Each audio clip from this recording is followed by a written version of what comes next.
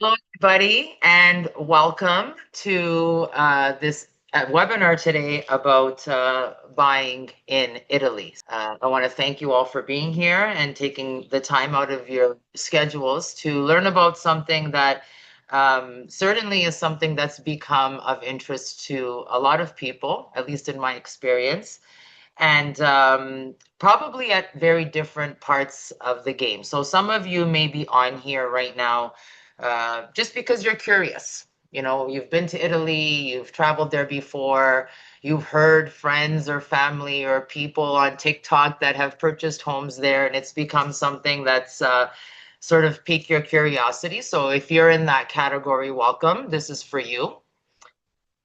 You could be somebody who's already beyond curious and has actually already been exploring maybe different areas, different avenues, different processes, done a little bit of Googling, the enemy of who's buying in Italy, as I say, here on online in various forms and various places. And maybe you have some information. And probably if you're one of those people, you're already probably pretty confused because there's a lot of information out there and not all of it is accurate. So if you're one of those people, this is the place for you. You could also be someone who's ready to buy. Maybe you've done some exploring. You've already maybe made a trip to Italy, looked at something, or gotten really close, or maybe you have a ticket booked and you're ready to go. And if you are ready or think you are ready, then this is also for you. The last person that could be watching this is maybe a realtor. I pride myself on my network, and my network is compiled of a lot of sorts of different people. Realtors are one of them. So maybe you're a realtor that's on here that's curious about expanding your knowledge in different areas of real estate, that being foreign investing, which is something that's happening a lot right now. And so if you're a realtor on here looking either to find out some information for a client or just to sharpen your pencil in your craft, this is also for you. So it's for a wide gamut of people. Or maybe you have nothing to do and you just thought you'd click on that link and see what this thing is all about. So if you're on here and you're one of those people, this is also for you. Um, so before we get started, I just want to introduce myself. My name is Alex Lombardi. And before I say who I am, I want to tell you who I am not. So who I am is a realtor. I'm a realtor licensed here in Vaughan in Ontario in the Greater Toronto area. What I am, and I'm registered with the local real estate board here in Toronto. What I am not is I am not a real estate that agent that trades in Italy. So I just want to make sure that that's clear for everybody. All real estate transactions that I do in Italy are conducted through licensed Italian real estate professionals. My company, Inspire Her Management Company, is a consulting company that helps people and manages providing education, consulting, coordination, and referral services only. So I just want to make sure that people know who I am. I have been a realtor in the GTA for the last 20 years. I am proudly Italian. My roots are actually from the region of Lazio. I was born in Rome. My parents are from a region just outside of Rome. And my roots and my love and my passion for Italy began at a very young age.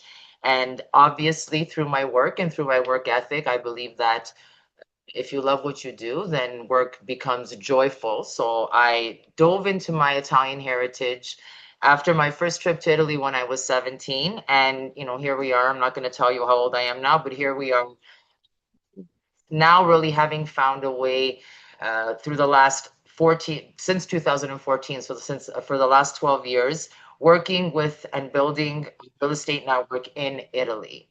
That's where my experience, my knowledge, my expertise comes from. So I don't want to position myself as an expert or proclaim to be one. I think it's difficult in a country like Italy with 2,000-year-old laws to be an expert in anything because there's a lot of interpretation. And that's the first point that I want to make tonight. We're dealing with a country that has 2,000-year-old laws, in a country where law is subject to interpretation. So that is sometimes part of the frustration with the people that you're going to be dealing with. inside and outside of the city halls. And we're going to go over that as well this evening. So I don't know if you're mostly Canadians are on here. If you're on here, it's probably because you saw something online on social media or through an ad or an email. Um, I'm going to speak specifically today, particularly to Canadians, because what I specialize in is helping Canadians buy real estate in Italy.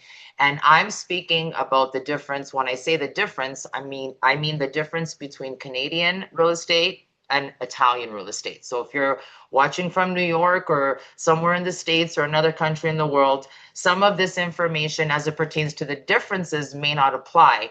But what I'm speaking about, the way things work in Italy, certainly does. Let's go ahead and get started. And what we're going to learn tonight, or what we're going to cover this evening, is number one, how buying in Italy differs from Canada specifically, but differs, you can relate this to the rules for the countries that you're living in. The potential obstacles for Canadians, and stay here till the end because there's a plot twist. So we're going to talk about those. I want to talk to you a little bit about financing and taxation considerations. And again, not as a tax expert, but as, you know, things that you need to know. If you're thinking of buying a property in Italy, there are a number of things that you would want to consider. And just based on my own personal experience, there's things that I didn't even consider until I started along on this route. And as I'm going, I'm learning more and more. So with respect to obviously the roles of the real estate agent and the notaio, and we'll talk about the what the notaio is and what his role or her role is in the transaction, and then how to build the right strategy from the start. So what I aim to do here right now is just to really I want to bring you clarity and I want to bring you value for your time. Okay. There are things that you may have to continue to discover or continue to educate yourself on. I'm happy and I'm here along the way for sure. You can get off this call, I believe, and I hope I've established this presentation so that you'll have all the information that you need at least to know what's missing, and the presence of which will make a difference in your journey, even if it's right at the beginning, because you may have an idea that's a 5 or a 10 year plan. But if you start in 5 or 10 years, it's going to become a 13 or 14 or a 15-year plan. Okay. So the information that you're going to get this evening will help you to gain a lot of clarity. When I started working with Italian people wanting to buy in Italy, I started actually my journey with people that wanted to sell in Italy, being a Canadian realtor, living in an environment where there are a number of Italian Canadians, and even people, that have property here, have never been to Italy, maybe inherited. That was sort of where my journey started. But then as I started to navigate the waters of the Italian real estate network, I started to see that there was a real need for people that were looking to purchase and had absolutely no guidance, because the guidance that you get in Italy can be subpar, we'll call it. But again, I'm going to explain to you why that is, okay? So why Italy? People are buying in Italy for a lot of different reasons. Number one, market trends are in that direction. The economy in the country that we live in here in Canada, and maybe some countries that you're uh, coming from, are making affordability a little bit difficult here for real estate in Canada. So some people actually are starting to plan exit strategies. Some people are trying to diversify their real estate portfolios. And I want to give a little maybe disclaimer, I'll call it here. I always say, if you're buying in Italy, you'll notice that this webinar is not called Investing in Italy. As a realtor, as an entrepreneur, as a businesswoman, an investment is something that gives you a return. So the maybe bad news is, it doesn't mean your property will never go up in value. The bad news is it probably won't go up in value, but the good news is it's probably not going to go down in value either, because that's kind of the way that real estate cycles there. If you have an idea that, your cousin told you, or from what you know or what you've read, that things don't sell in Italy, that's not accurate. I worked in Italy for 4 months in 2021 inside of a Remax brokerage. I'm a Remax agent myself.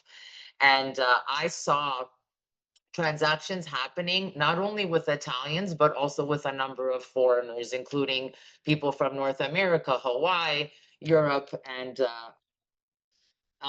lifestyle appeal for people. Everybody loves Italy, right? We all watch the movies Under the Tuscan Sun and From Scratch and all these things.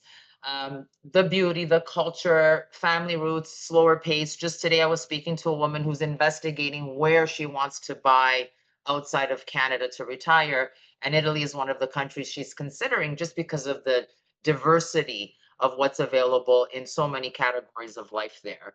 The types of people that buy, retirees, that's a big one. Not as big as most people would think.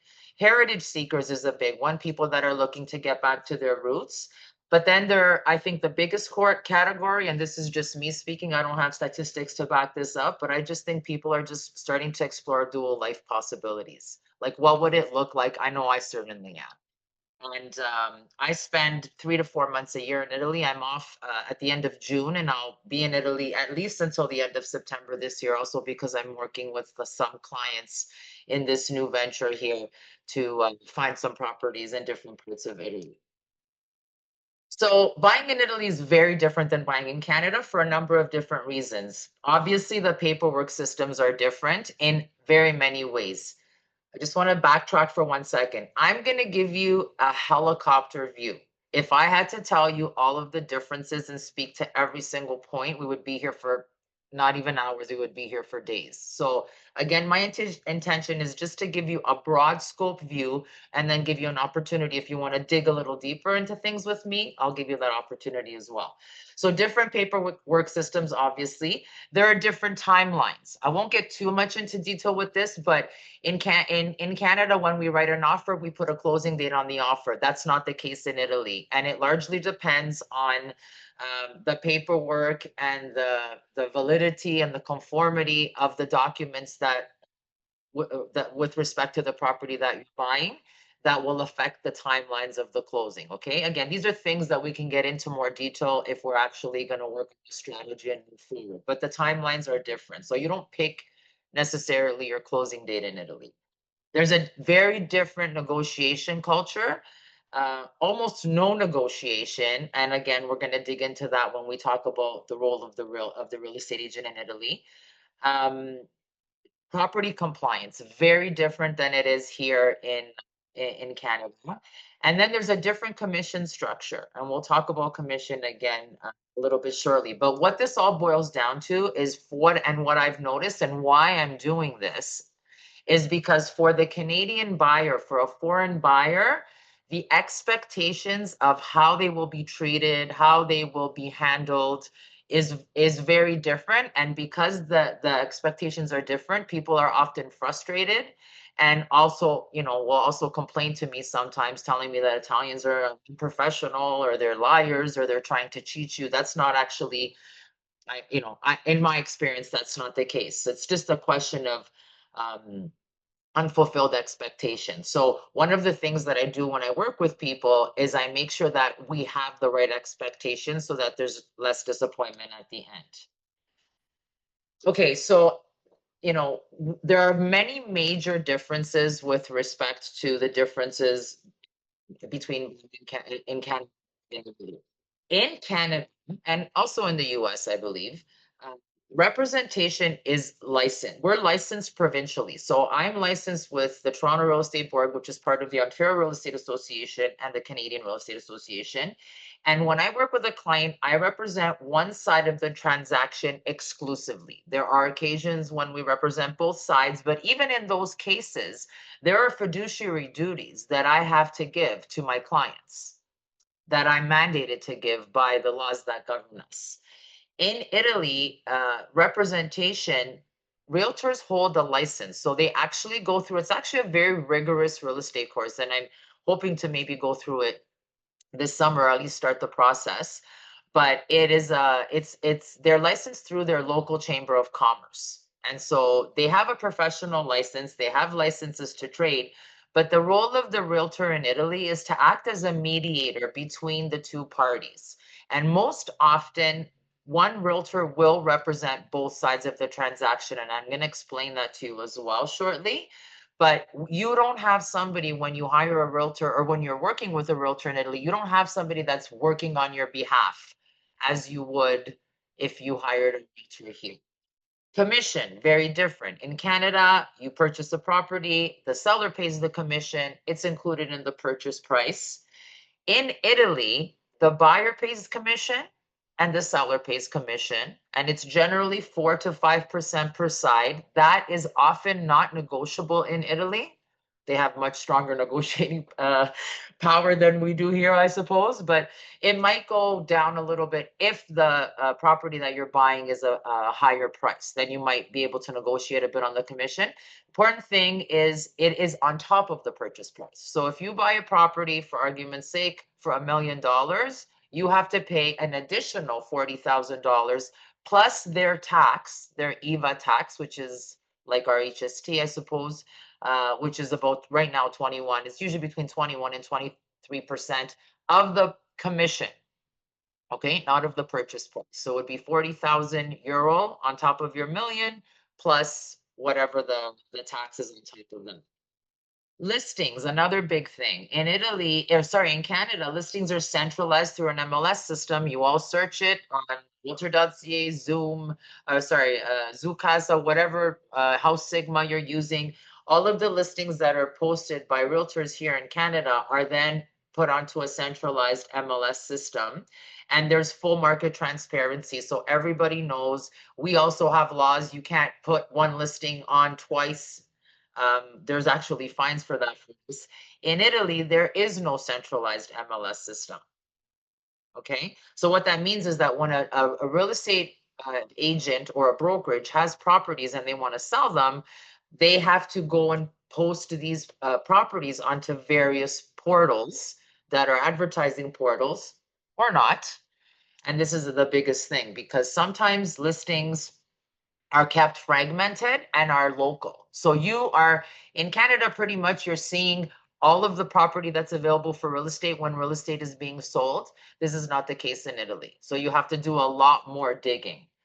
Regulations, obviously, were governed by different associations, RICO for ethics, the Ontario Real Estate Association, the Canadian Real Estate Association, and we have professional standards. The role of the realtor instead in Italy is focused on facilitating the deal, not advisory in any way, and very little advocacy. So you'll find if you're looking at a property, you may tell the realtor it's, they're asking 200,000 euro, and you say, well, let's try, 180 or 170, and they'll say, but signora, the price is 200,000 euro because they're not negotiating necessarily on your behalf. At the end of the day, if you convince them, they will, but the role is very different. So you don't have an advocate when you call a realtor in Italy, and that's very important to note. It doesn't mean that they're not going to treat you fairly or ethically or do a good job for you, because the professionals that I deal with, they do that. But it's just important to note that you have to be very prudent on your end. So like I said, no MLS system. In Canada, we benefit from a multiple listing service, and in Italy, there is not one single MLS. And that's one of the biggest surprises, because you'll find if you're looking for property, and we're going to talk about searching for property a little bit later and where you can be searching, what are good sources, but I've seen a million horrible sources. And it can be very frustrating because you can just get lost in the World Wide Web rabbit hole of all these different places where you can, if you Google buying in Italy, a million pages will come up, right? There are different platforms, various publication platforms to search for properties on, but not all agents post on these sites, and many rely on local word of mouth or in-office networks. As a Remax agent, the Remax Italy network, which is a very large part of my network in Italy, not only Remax, I pride myself on having made really great contacts and really having fostered really great relationships with different brokerages, especially in certain parts of Italy. But the Remax network does have a centralized MLS within the with the country of Italy, and also within Europe. So what that means is that sometimes for people that are trying to sell real estate, they will go to a Remax agent because they know that they'll get a little bit advertising. And I will make this recommendation. You will receive an email after this presentation as well with a summary of all of the things that we're talking about. So feel free to take notes, but you will get all this information. But remax.it is definitely a great source if you're looking for particularly real estate in Italy. And then the biggest surprise and the biggest thing, and the reason why most people are frustrated trying to reach agents that don't want to call them back is because in Italy, common practice is not. And what that means in, that's real estate jargon, but what that means in layman's is that you can't hire an agent in Italy to work for you that will find you a property in town X. It's quite possible if you go to Italy or you have a particular town that you're looking at, and literally, if there are four houses on the same street, you have to speak to four different realtors. You can't call one and say, well, can't you just show me the neighbors' houses as you would, here in Canada for sure, right? So this is the biggest problem. And what happens, this is the regulatory way. This is the process by which they work. I don't know why it's that way. It seems very counterproductive for North Americans, but that's how they work, and they do work. And then oftentimes, what happens is even if somebody else does come with a realtor, like if you do hire a realtor to buy a property and they go to one of the other houses that are for sale on that street, that's not their listing, the agent will not cooperate. So it could be detrimental. It could be a negative thing to actually hire only one agent. What I do is once I've start working with clients and we create a profile and we make sure that everything is in place, documents are in place, financing's in place, we're quite clear or somewhat clearer on exactly what it is that we want, then I undertake to contact those four realtors. In my last example, I would contact those four realtors on your behalf. Hey, I'm a Canadian realtor. I have Canadian buyers. We're ready to buy. We're coming down in June or in 3 weeks or in a month. We want to see your property. We're ready to buy. Will you cooperate with us? Generally, they will say yes to me, also because I'm not the agent. They would then become your representative, but I still stay involved in the transaction along with other professionals, which I'm going to talk about shortly, to make sure that your best interests are protected. But that's the reason, folks, why if you call an agent, sometimes they don't call you back. When I worked in Sicily back in 2021, I was shocked by the number of internet requests, emails, telephone calls that they were getting on properties that they had listed. So a lot of the times they don't call back because, maybe to them they're just a lot of tire kickers. It's unfortunate because some people aren't, but you have to be quite insistent. With my reputation, with my network, with my with the relationships that I've built, that gap really gets tightened, and it's much easier, and you don't have to feel. I'll feel the frustration, but you don't have to. Everything is really much relationship and not database related.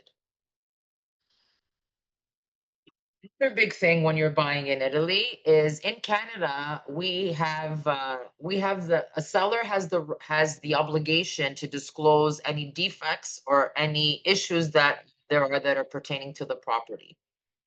In Italy, that's not the case. A seller is not required to disclose anything. I mean, doesn't mean they hide things, but there's no requirement to disclose. There's no legal resource if or recourse if you lift up the place where the rug was when you move into the house. There's a hole in the ground. That's on you. It's buyer beware. They operate under that caveat emptor principle, and that applies with all properties in Italy. So the onus is on the buyer to ensure that the documents and the property are conforming, which means that you have to worry about. In other words, they're sold as is, and then it's up to you to make sure that everything is okay. And then the other thing too is sometimes documents are not available, not because the seller doesn't want to give them to you, but because they don't have them. And if the appropriate documents are not available, the deal will not close. Even if you've given your deposit and you move to the closing date, the transaction won't close because of what the notaio's rule is, which we're going to get into. Um, there is no inspection industry in Canada. We have home inspectors. We have different home inspection companies that offer different services. They even offer warranty programs. In Italy, there is no inspection industry. An architect or a geometra, which is a property surveyor, are the two people that you would work with and hire yourself before signing a contract. Very important not to sign a contract in Italy, especially if they're asking you for a deposit. In Canada, if you buy a property with a deposit, there are conditions that will then be returned to the buyer for whatever reason. If there are conditions that are fulfilled that are to the benefit of Italy, it's not like that. You give a deposit, you just gave a gift to the seller if you don't buy the house, in many cases. Okay, please take what I'm saying with a grain of salt because there may be people on here that have an experience or have an example or but my sister-in-law, whatever. I'm just telling you this is generally the way things happen and there are always exemptions. But again, what I'm hoping to do here is to sort of raise those little red flags for you so that you can make sure that you're asking the right questions, working with the right individuals and doing the right things. The notary is the person that closes the deal in Italy, not the lawyer like here in Canada. All the notary does is they ensure that the the transaction conforms with the laws of the state that they are in. Okay. So they're just checking paperwork. They're making sure on paper it says that this is a structure with 2 levels, one garage, 4 windows on the front of the house, and a door on the side. If it doesn't have those things that are written on the paper, the deal doesn't close. I put an offer on a property in Sicily a couple of years ago, and well, we were gonna put in an offer, but I brought my geometra to look at the property first, and this was a fully renovated beach home. It was beautiful. There was a window, or sorry, a door that had been turned into a window. So because they concreted up the door to make a window, there was a €1,500 fee that had to be paid on closing in order to fix that. I was lucky because in many cases, if a property doesn't conform, like I've seen people will build in Italy, people just build stuff, right? So they will build a laundry room on top of their roof, or they'll build a garage on the side of their house. If you want to sell that property, or when that property gets sold down the road, there is no committee of adjustments. Okay? You got to tear it down. So these are things that the geometra will check prior to submitting an offer. A very prudent thing to do is to hire a bilingual lawyer, and I'm going to explain why you need to do that. But the point is that the burden is on the buyer, and just the price of the property is not the only thing that you need to be considering in terms of money when you're purchasing a property. And I am going to go through some general costs that you can be expecting to take on. Okay, so the role of the notaio or the notary. In Italy, like I said, the lawyer isn't used, a notary is used. Canadian buyers are accustomed to the real estate lawyer being the one that handles the searches, contract review, closing funds. In Italy, those duties fall to a public notary, but they play a different role altogether. The notary is neutral, does not represent the buyer or the seller. Okay, the notary represents the stato, the state, and like I said, is there to make sure that all the laws are conforming. Their responsibility is only to the Italian state, and their role is to ensure that the sale complies with Italian law. They verify the ownership, confirm taxes are paid, and officially register the property for you on the day of closing. And in Italy, on the day of closing, everybody sits around a table. It's not like you go a week before or you sign an electronic document. Everybody sits there and they read that this is land, that it takes 2 oxen, 4 days to plow. This is how things go, right? Possibly. Um, whether you should or whether you shouldn't be present are things that we discuss when we work together. The if you're there, it costs more because you need a translator. Right? If you're not there, then it doesn't. You can give powers of attorney. But just to quickly answer that question without getting into too much detail, you do not need to be present on the closing date when you buy a property. Okay. Um, Now, you do need a translator, depending on your, if you're Italian and you know some Italian, that's one thing. But you probably don't know the terminology, even if you speak a little bit Italian. If you're fluent in Italian, that's a different story. If you do not speak Italian at all, obviously you need a lawyer that's bilingual that will avoid you having to hire a translator. But if you're in front of a notaio and the notaio sees that in Italian is not your first language, the deal doesn't close unless you have a translator. Okay, so that's something else um, that you need to consider. A consultant like myself or a lawyer are the people that will work on your behalf. They're the ones that are going to make sure that everything is to your benefit. Okay, so there is an additional cost for to hire a lawyer. Uh, there's an additional cost to hire a consultant like me, but there's a lot more peace of mind. Um, obviously, when you're doing a transaction. Want to talk a little bit about financing. And again, the reason I decided to put this together is because I get numerous contacts on social media, emails, people that reach out to me asking me about buying a house in Italy, thinking that they're going to go this summer and buy something. They already saw something that they want. They have an appointment with a real estate agent. They're going to get a mortgage. They know somebody at the bank. Financing is not impossible in Italy if you're not Italian, but it is difficult. One of the things that I'm going to be working on this summer is to try to see, and I'm already working on it. I have a few connections already. But I want to see if there's a way that will make it a little bit easier for Canadians to finance property through Italian institutions. In case you don't know this, your bank here will not finance foreign property. Um, the most common, the most logical, the easiest way to purchase property in Italy is cash, quote unquote cash, right? So you're either gonna um, take a home equity line on your home. Maybe you're gonna get a reverse mortgage. That's another actually great option. If you're over 55, you can look at a reverse mortgage. But basically, you need to save the money in a piggy bank until you have enough to buy. Okay. That's the easiest way to buy real estate. So you need to keep that in mind because if your budget is depending on, oh, I didn't know, I thought I could put 200 or 100,000 down and mortgage the rest, that could be a little bit difficult when when financing, banks and financial institutions from another country are trying to verify information over here. I've gone through that. It's very difficult. Okay. So I always recommend if you're going to buy, then make sure that you have the money set aside to do so, or you prepare. If this is something, when I work with my clients, we make sure that that's all ready. So we're going to go and get the HELOC ready for you. We're going to talk to your financial advisor or your financial institution and see, depending on your situation, what is the best avenue for you in order to do that, right? I have some examples here.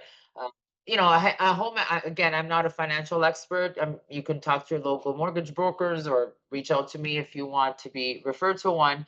But um, if you set up a home equity line today, because if you decide today you're going to buy a property, it might happen in 3 months, it might happen in 6 months, it might happen next year. To have a home equity line set up and ready for you to withdraw from when you're ready to buy is probably the best way to approach it, because then if you're trying to get it later, and then the costs are a little bit less obviously because you do have some upfront legal fees that are for, you know if you're getting a home equity line, appraisal fees and such, but you're not paying until you actually take that money out of the home equity line. Okay. The goal basically here is to have the funds accessible, or have a plan to have the funds accessible before searching or before signing a compromesso or to purchase in Italy. So I have my little, saving in Italy fund, and and every week so much money goes into that. So I know when I'll have enough to purchase my home. And as I'm getting close to that now, I'm starting to look at, okay, education is not a bad thing, so you know roughly what you're looking at, but I would strongly recommend that you make sure that you know how much money that you see with anything before you actually go and buy. Moving money internationally. This is very interesting. This is actually a conversation that I've just recently started to have because as I'm, moving this plan forward, there are, like I said earlier in the call here, um, different things start to come up. So moving money internationally is a bit, we're moving a lot of money. If you're buying 100,000, 500,000, I have clients, I have a client that's looking at a vineyard, it's over 3 million euro. You can't just move that money. So one of the things that I can also assist you with is I work with companies, or specifically one company that not only helps you with transferring funds, but also helps you with the exchange rate, which is something else that you all need to consider. Because people will call me and say, I want to, I have 100,000 euro. Right now, 100,000 euro is not a lot, 60, a dollar 64 for a euro. Okay, so $100,000 equates to a lot less. And as exchange rates fluctuate, when you're talking about hundreds of thousands of dollars, you're talking about a lot of money. So I can help you with arranging with these companies or these sorts of companies to create an account with those companies so you don't have to open a bank account in Italy, because you do not have to. It's not necessary to open a bank account in order to buy property in Italy, because the money goes from you or your bank to the international funds transfer company, which verifies everything not only on your end, but also on the end of the account that your money is being transferred into, which in most cases is going to be what's called a conto dedicato, which is a dedicated account. So it's going to go from your bank to the money transfer company or to the international transfer company right into the account of the notary. Normally in Italy, the money that you give for a deposit on a property goes to the seller. So what I do and what I insist on with the notaries and the lawyers that I work with is we don't do that. We make sure that the money goes into the notary's account, okay? Just so you don't have some Italian running down the street with your 50,000 euro deposit, right? You make sure that things like that don't happen. Not that they do, but this is about protection, because we're on the other side of the world here. So I want to make sure that if you're going to do something like this, which is a beautiful thing to do, that you're just protecting yourself along the way and you're making sure that this wonderful idea doesn't turn into a complete nightmare. I mean, be prepared for some frustration, but definitely we don't want it to be a nightmare, okay? These companies or companies of this sort also have currency specialists. So if you're not going to deal with a company like that, definitely if you're thinking about moving large amounts of money like that, if you are a currency specialist or know a currency specialist, it's definitely something that you want to start to consider. It's something that people don't think of until the end, because if I was looking for a property 2 years ago in Italy and I had my budget was 500,000 Canadian, that's a lot less money today, okay, depending on what your timelines are.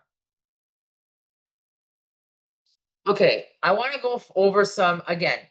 We're taking everything with a grain of salt. I'm giving you a helicopter view. I didn't I sometimes hesitate to give this sort of information, but I also want people to understand my intention today is to give you clarity and to make sure that you understand what it is that you're going to be dealing with. So, here are some of the costs that are associated with buying a property in Italy over and above the purchase price. So whatever your magic number is, you're going to add real estate fees. Whether you're as a buyer, you're going to pay. If there is a seller's agent, they're going to pay. If the seller's agent is the same agent as your agent, the seller's still going to pay and you're still going to pay. Okay? So 4% is 4 to 5% plus the EVA tax. So you can add that to your purchase price. Notary fees, again, I wanted to give a rough number, a rough estimate. The notary fees are not just a legal fee. Okay, so the notary fees will include the taxes, the IMU, the different fees that are associated with registering the property, with the various verifications that they're doing, registering the mortgage if there is, registering title. So there are a number of fees that are included. And as the transaction gets more complicated, these fees are going to go up. I'm going to assume that people that are on here are, I'm using an average of, 300,000 or 400,000 euro. If that was your purchase price, in and around here would probably be what you would pay. Your final, what we call in Canada land transfer tax, is also included on here. And land transfer tax in Canada generally equates to approximately 1.5% of your purchase price. In Italy, that's not the case. And in Italy, it depends on what is on the visura catastale, it's called. Okay, so the I guess it would be some almost like an MPAC, a property assessment document. There's a code that the notaio does a specific calculation on. So if that sounds like, oh my God, that sounds really vague, Alex, what are you talking about? When we buy a property, we get a quote from the notaio. Okay, so before so that you know exactly what your closing costs and what it is that you need to budget for when you're closing. Translation, this is not always mandatory, but it may be required. It may be required practically. If you're not Italian, you want a translator for sure. If you're working with me, obviously, I'm in translation fees, that's part of my fee. But if you are looking at a translation fee for being present for the atto, then that could be anywhere from, again, this is an average, 800, I say to 2,000, because if there are 40, 50, 60 pages to be translated, then obviously the translator is going to charge you more. Okay, so it could be a little bit less, it could be a little bit more. It depends on the property, but again, these are all fees that none of these are surprise fees, ladies and gentlemen. These are fees that you're going to know beforehand so that you can budget for them at the end. Legal fees are the fees that will pertain to the cost for a bilingual lawyer. So I said to you earlier on, the notary represents the state, nobody represents you. You should have somebody that represents you, which is the bilingual lawyer. And I have for translators, for notaries, for legal professionals that are bilingual, I have and I'm continually building a network of people that I can refer you to that are trusted professionals in my network or in the networks of my colleagues in Italy. And then finally, the fee of a property finder. So that would be somebody like me to source the properties, find the properties for you, have the conversations with the realtors, set up the showings for you, um, go above and beyond whatever's found online. Okay, so that would be an additional cost, not a mandatory cost, because you could totally do this by yourself. That you would want to, but you can, and then you can avoid those fees. I think we're not buying a pair of Italian shoes, we're buying an Italian house. So the more prudent you can be, the better you'll be at the end. Okay, I want to give you some resources, and these will be included in the communication that you get from me afterwards. But you may be familiar with some of these online property platforms or searching platforms. They are not the only property search platforms, but they are the biggest ones. Okay.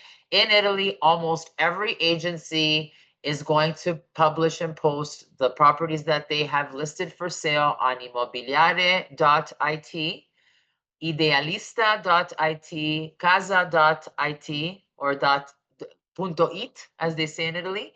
And you can also look at, you can also search through local agencies. If you know the town you want to live in and you've been there before and there's a local agency, there's a really great local agency that I work with in Sicily that's not a Remax brokerage. And I often will send my clients that are looking for more well-appointed properties, not necessarily luxury, but just well-appointed properties. I'll send them there. Because if I can also backtrack for a minute, one of the mistakes that is made often in Italy when realtors take a property and put it for sale is they put it on the market and then they verify the documents. Not a lot of agencies will, hang on, Mr. and Mrs. Seller, let me just make sure that everything is conforming. We're not going to have issues at the end. not a lot of agencies do that. So I've had cases, not personally, but I've dealt with people, or I've had conversations with people who have gotten all the way after 6 months, 7 months, 8 months to the acto, and then they sit with the notaio, and then the deal can't close because the documents are not conforming, right? Again, why we should hire a lawyer, why we should hire J.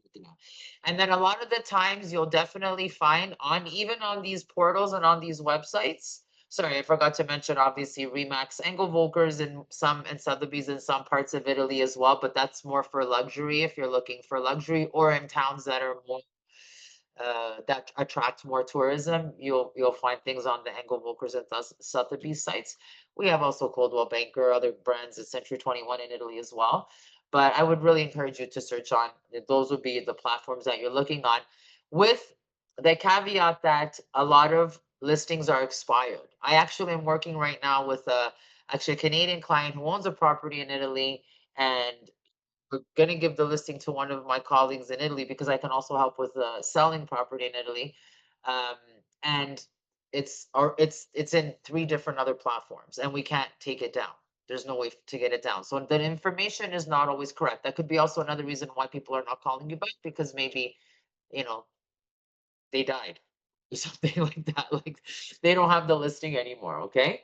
So just be wary with that. When I work with people, I worry about all that. Obviously, my clients have to do the searching too, because you know what you like, but it's going to be much more of a guided search. And then when you come up with a property, I probably have a higher likelihood of finding somebody that can talk to me about it. Okay, here's something that I want to talk to you all about, because I'm sure it's in the background. Some people know this and some people don't. People are becoming a lot more familiar with it. The biggest thing with Canadians right now is the foreign buyer ban and the impact that it has with respect to reciprocity. So, I'm going to explain this, and then I'm going to say a couple of other things that I know people always ask me, just to be clear.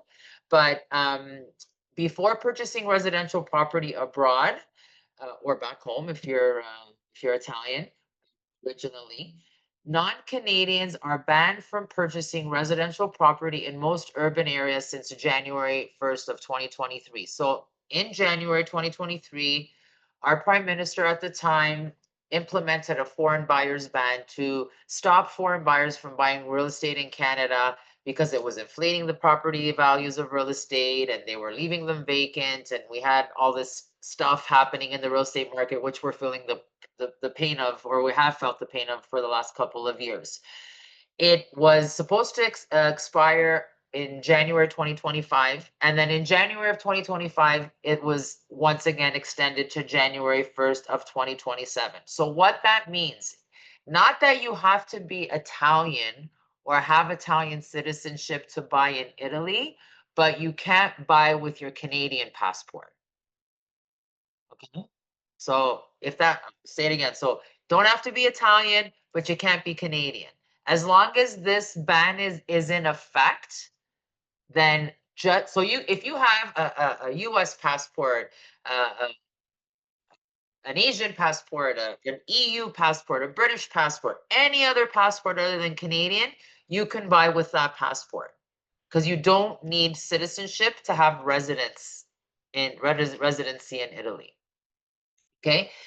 I'll talk in a minute about immigration, but there are some exemptions. So the Canadian law, if you read the Canadian, if you read the Canadian law, it tells you, unless it's in a town that's this, or in a place with that, or if it's X number of residential units, there are some exemptions. Whatever the exemptions are to the Canadian law are the same as what the exemptions would be for a Canadian wanting to buy in Italy, because Italy has reciprocity. There's a reciprocity principle. Not only Italy, some other countries too. So what that means is, if an Italian can't buy real estate in Canada unless they're a citizen or a resident, then a Canadian can't buy in Italy unless they're a citizen or a resident. Okay. Everybody's like, just the wind came out of everybody's sails right now. Okay. Now there are some exemptions. I don't know that they would generally apply unless you're Italian. If your spouse or a common law partner is a citizen or permanent resident of Italy, then you could, buy through them. Taking title will be different. We will talk about that with the lawyer, but you could buy in that way. Um, Properties outside census metropolitan areas, because that's what one of the regulations are here. So people actually, will call me and say, "Oh, I'm going to buy in a town with less than 10,000 people." Even if you do that, it depends on the notary. The notary could still say, I don't, it doesn't matter that there's less than 10,000 people, the reciprocity principle, because what I said at the beginning of this webinar was Italian law is subject to interpretation, and however the notary decides, some notaries don't even know. Like, this is a horrible thing to say, but some notaries don't even know about this law when it came out. So if you happen to find a notary that didn't know, then you could buy a property in Italy. Okay, but that's not the way it is. Now, there's a whole bunch of scenarios where you could. What about if I move there? What about this and what about that? I will say this: if you want to buy a property in Italy, like you want to just pack your bags, go to Italy, buy a house, live there, and buying a house doesn't automatically give you residency, you have to still go through immigration laws. Okay. Now, the little silver lining and the plot twist that I talked about earlier is that it's starting to look, and I'm starting to hear because my ear is to the ground, that this ban that is has been extended to January 1st, 2027 is probably going to expire. So we're in June. In 6 months, it's going to take you that long to find a property anyway. So, um, hopefully that law, if that law is not renewed, then we have no more problems as Canadians buying in Italy, unless they might modify it. But whatever the law is here will be what the law is there. So the next question, and something that I'm going to tread very lightly and speak very briefly about, and then tell you to go talk to somebody, is if you're looking for your Italian citizenship. I have resources and I have people that I can connect you with in my network that can help you with that. There's a million different scenarios with this, but basically, if you have Italian, you're entitled to Italian citizenship beyond immigration. If you try to immigrate there, obviously, you can try to get your Italian citizenship, and that's a completely different conversation. Speak to an immigration consultant. But with it's either reacquisition. So in other words, I was born in, and this is actually true for me. I was born in Italy. I came to Canada when I was 4. My mother took and father took Canadian citizenship. I automatically became a Canadian citizen, and I lost my Italian citizenship. So I had to go through a completely different process. These laws are continually changing as well. But so you're either were Italian, lost it, and want to get it back. That's option number one. Option number two is by descent. So it was parents and grandparents, now it's just parents. Again, these laws continually change, but if you're interested in information on this, you can write to me or reply to my correspondence, and I can connect you with those people. Or if you have people like that in your network already, the patronato, before you go to the consulate, because the consulate is the one that does all of this. But and actually, even that, they may be taking away from the consulate now and giving them back to the patronatos, which are the community organizations, and they're all kinds of timelines. So, but you don't have to get, I want to say this again, you don't have to be an Italian citizen to buy in Italy. You just can't buy with your Canadian passport. It's not good there. Tax implications, unlike countries like the US, for example, if some of you own foreign property or own property in Florida, or you've looked at things like that, there are withholding taxes that have to be paid. What I do when I work with clients before we buy, and you should do this in any country if you're buying outside of Canada, is what are the tax implications if when I exit or if I exit? Okay. Number one, it would just be, capital gains, but there probably wouldn't be a gain on a property, as we discussed before. Most people are not buying properties in Italy because they think they're going to go up in value. They're buying them for lifestyle. They're buying them for, to make their dreams come true, live out their, fantasy of, like I had, of a 17-year-old girl. So the only tax implications that you would have, other than having to declare foreign property, and again, I'm not a tax expert, this is just through my experience and my knowledge, um, if you have income on a property. Okay, one thing that I didn't discuss, and I won't discuss on this call, we could talk about this other than to say this one thing: people that have this, I'm going to buy a house in Italy and I'm going to turn it into a B&B. if you're going to do something like that, you need a property manager or somebody, a property management company that's going to manage that, because it's not just about opening the door for them or changing the sheets. There's so many things that can go wrong with short-term rentals, and you need somebody on the ground. In most places, especially in the places like Sicily where I run around a lot, then I can also help you with that. Okay. So, important thing here is if you're going to buy in Italy, just speak to your tax professional, your accountants, whoever you have in your life, and let them know that you're going to be buying. This is the property I'm buying. I'm going to use it as a B&B. I'm not going to use it as a B&B. What do I need to do and what do I need to be aware of? Just know that there are some tax implications, or there could be some tax implications. Okay. Briefly here, how do you choose the right region? People call me and say, "Oh, I want to buy in Italy, maybe Sicily, maybe Puglia, maybe Venice, maybe, all kinds of different places," right? And this is the very first one of the very first things that we talk about when I work together with people. The most important things is, I mean, you might have an idea because you have an affinity to a certain area because you're from there or you've traveled there or whatever the situation is. But if you're deciding between a few different places, these are the questions that you really want to ask yourself, and the things that I really go over with a fine tooth comb, considering all of the scenarios around it. Are you looking for a vacation home? Are you looking for an investment property? I have a client right now looking at hotels in Assisi in Umbria, right? Because he wants something that's going to give him an income. City, beach, countryside, village. There's so many options in Italy depending on where you go, from snow to torrential hot weather, okay? And everything in between. What is your realistic budget? Keep it into consideration and taking into consideration your euro, dollar, and now the additional costs that I've shared with you that are part of your budget, okay? What's the lifestyle that you actually are trying to achieve, right? Because if we're not talking about an investment property, then we're doing this for lifestyle, then we want to make sure that we're going to be able to fulfill on that. With the right guidance, somebody like me, we can help you, narrow your search, avoid the mistakes that you would normally make, understand local markets, obviously, and connect you with trusted professionals. Now, something that I'm very excited about, and details about this are going to be coming in the next couple of weeks, is obviously if you're looking at property, you got to go, right? Some people are not quite there yet. They have some idea of where they want to go, but you want to go and live the place, feel the place. It's one thing when you're there on vacation.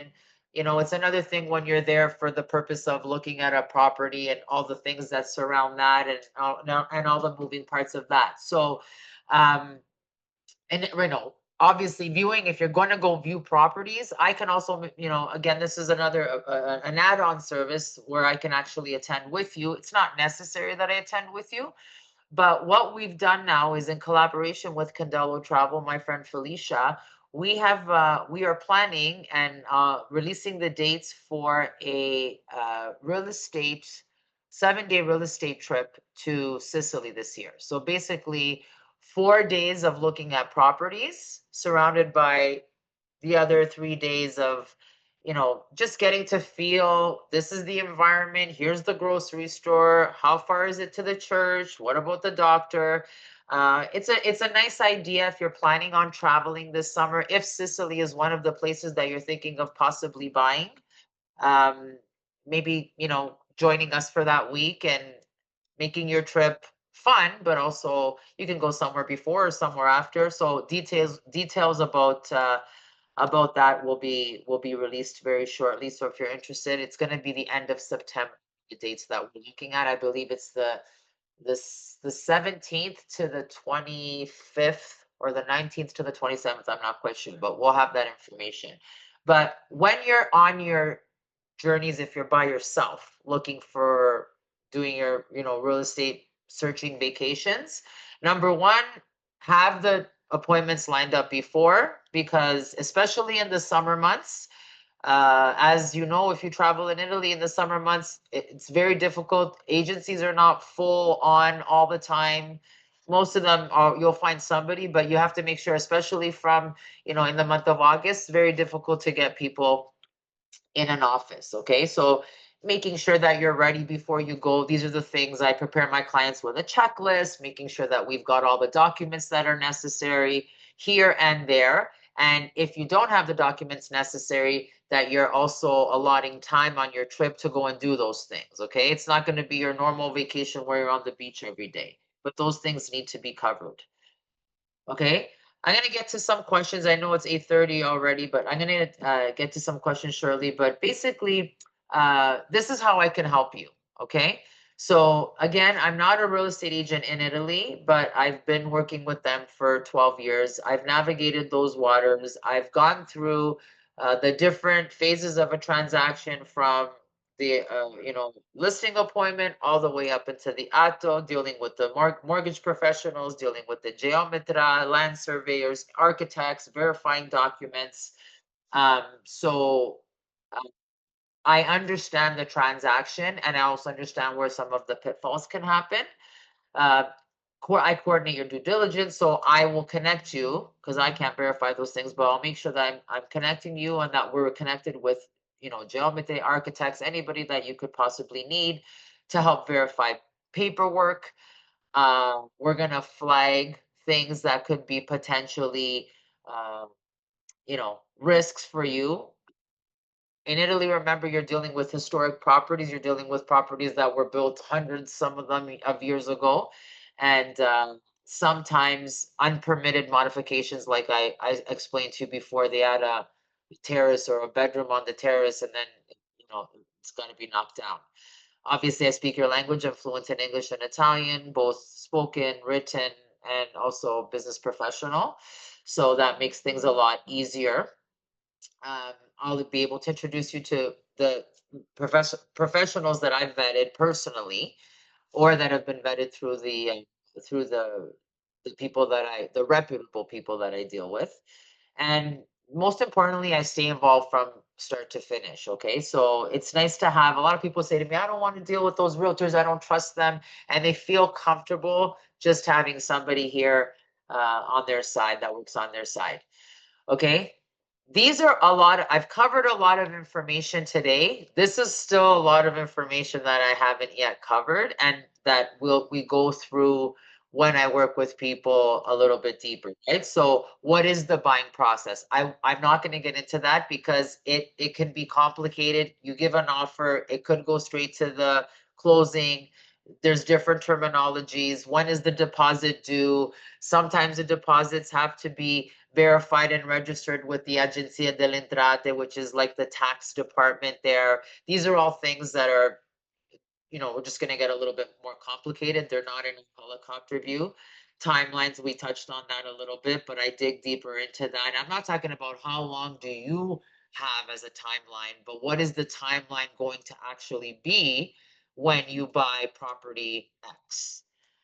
Budget clarity, defining goals, understanding the different terminology which you need to understand if you're looking at buying a property. Codice fiscale. This is a tax code that's required when you're buying a property in Italy, but it doesn't give you citizenship. So, and right now it doesn't matter, because normally you would acquire one of these tax numbers in order to buy property. But again, if you're Canadian, everything's a little bit different. But just to explain, these are some documents that need to be acquired or set up to be acquired, because some people will just go to Italy. They might go this summer, find the property they like, and then go back in October and close the deal if it's possible to close it. Um, these things need to be appointments need to be made in order for you to obtain these documents from the entities. Then we need to talk about the conto dedicato, which is the account that the money goes into. Again, longer conversation. And how deposits work, really. Refundable, non-refundable. What are we talking about here? Okay. So what working with me looks like. You're on the seminar already. This is live. Some people are going to watch this recording. And then the next step, if you're, whether you're, I'm ready, or you're, yeah, this is something I want to do, I need to get some clarity so that I can start. Like, if you're ready, you might not be ready to buy right now in the next 3 to 6 months or even this year. But if it's something that you want to do in the next, 1 year, 6 months, 1 year, 2 years, even 3 or 5 years, I offer this 90-minute strategy session where at least then you know what you need and you can put your search to rest or move full force with your search if you have all of those things in place. So that's something that you would do. And then once if you're ready to move forward and you want me to work with you, then I offer a property finding service, which we get into and I talk about with you on the 90 call as well. Okay. And then we talked about the on-ground support and the 7-day real estate experience, which is very exciting. We will be doing them in other areas. I just felt like Sicily is an area. If you follow me or if you came here through social media channels, you know that Sicily is an area.